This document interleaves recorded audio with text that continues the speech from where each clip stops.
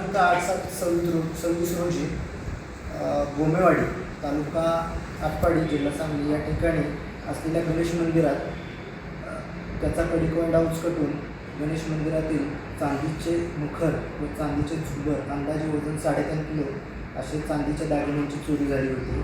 सदरचा गुन्हा हा मंदिर चोरीचा असून खूप संवेदनशील स्वरूपाचा होता. गावातील लोकांच्या भावना त्याबाबत तीव्र होत्या.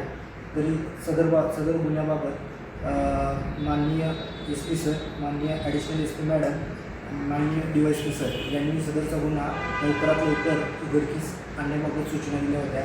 त्याप्रमाणे आमच्या गुन्हे प्रकटीकरण शाखेचे पोलीस उपनिरीक्षक खरात, तसेच पोलीस हवालदार ठोंबरे, पोलीस हवालदार Murkhe, police constable Surve, police constable Bhuinwad यांना सदरचा गुन्हा लवकरात लवकर उघडकीस आणण्याच्या सूचना दिल्या होत्या.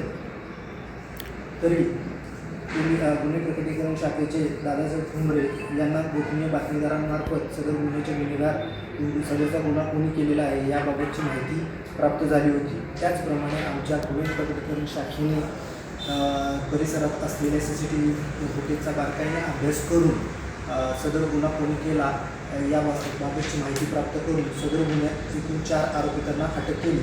सदर आरोपितांची नावे मारुती अशोक गुजले, राणा खानापूर, समाधान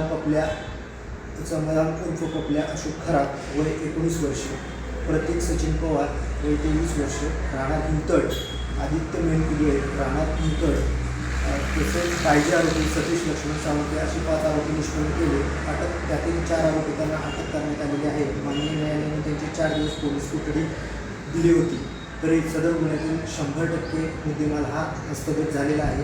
त्या म्हणजेच चांदीचा मुखर, त्याचप्रमाणे चांदीचे झुंबर हे हस्तगत झालेले आहे.